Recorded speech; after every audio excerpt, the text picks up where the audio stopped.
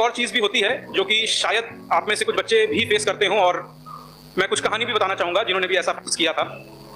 कई बार हम लोग को लगता है कि भगवान ने हमको ऐसे घर में पैदा कर दिया है कि जिसमें शायद इतनी सुविधा नहीं मिल पा रही है, या जैसे मैं कहानी से ही शुरू करता हूँ। आप सबने शायद सुना होगा नाम श्री अब्दुल कलाम जी का।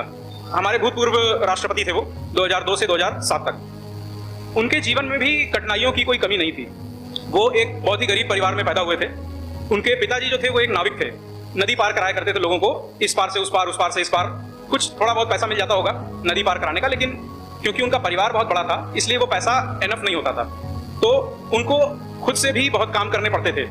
जैसे कि मैं बताऊं, जब वो छोटे थे, इवन स्कूल जाने वाली उम्र में उनको इतनी मेहनत करनी पड़ती थी कि वो जाते थे और सुबह सुबह घरों में अखबार बांटा करते थे ताकि कुछ कमाई हो सके और उस कमाई से वो अपने घर वालों को भी सपोर्ट कर सकें और अपना भी खुद का थोड़ा जो खर्चा है पढ़ाई से रिलेटेड, क्योंकि उनको पढ़ने का शौक था, तो वो चीजें पूरी कर सकें।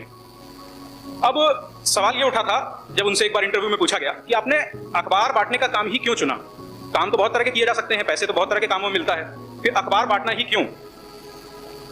तो उन्होंने ये बताया था कि अखबार बांटने का काम इसलिए चुना क्योंकि उनका मानना था कि हमारे जीवन में जितने भी प्रकार के अंधकार हैं, चाहे वो किसी भी प्रकार की कमी हो, पैसे से रिलेटेड या ज्ञान से रिलेटेड, वो सारी चीजें दूर की जा सकती हैं ज्ञान अर्जित करके ही।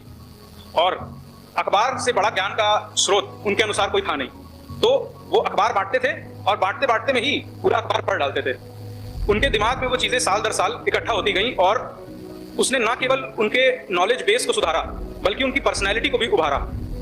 तो इस तरह से एक अखबार बांटते हुए भी पढ़ना उनके डेडिकेशन और उनकी मेहनत को भी दिखाता है कि ना केवल वो अपनी परिस्थितियों से जूझ रहे हैं, बल्कि जैसा हमारे प्रधानमंत्री साहब भी कहते हैं कि आपदा को अवसर में बदलते हुए वो उस परिस्थिति का भी लाभ उठा करके वहां से भी ज्ञान अर्जित करने की कोशिश कर रहे हैं। इसी तरह से उनके मेहनत की एक और गाथा है कि जब वो शायद 8 साल के थे तब उनको गणित यानी कि मैथमेटिक्स पढ़ने का बड़ा शौक था, लेकिन उनके घर वालों के पास भी और उनके खुद के पास भी इतना पैसा नहीं था कि वो टीचर अफोर्ड कर सके मैथमेटिक्स पढ़ने के लिए।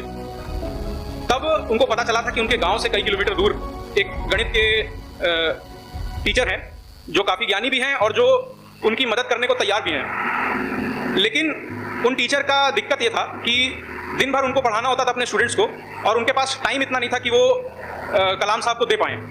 तो बहुत बात करके ये बात उठी कि चलिए सुबह 4 से 5 मैं 1 घंटे आपको दे दूंगा और आप उस समय आकर के मेरे से मुफ्त में पढ़ सकते हैं। अब आप लोग भी जानते हैं सुबह 4 बजे पढ़ने जाने का मतलब है कि नहा धोआ करके जाना है और कई किलोमीटर दूर जाना है। उस समय उनके पास साइकिल वाइकिल भी नहीं थी, पैदल ही जाना है।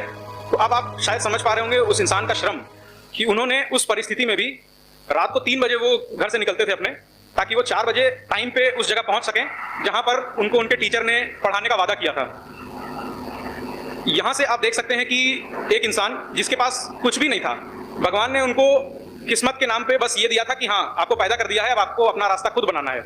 उस इंसान ने उन विषम परिस्थितियों से उठ करके और वो मुकाम हासिल किया कि ना केवल वो भारत के सर्वश्रेष्ठ साइंटिस्ट में से एक जाने जाते हैं, बल्कि भारत के सर्वोच्च पद पे भी। For watching my video and don't forget to subscribe my channel and hit the bell icon.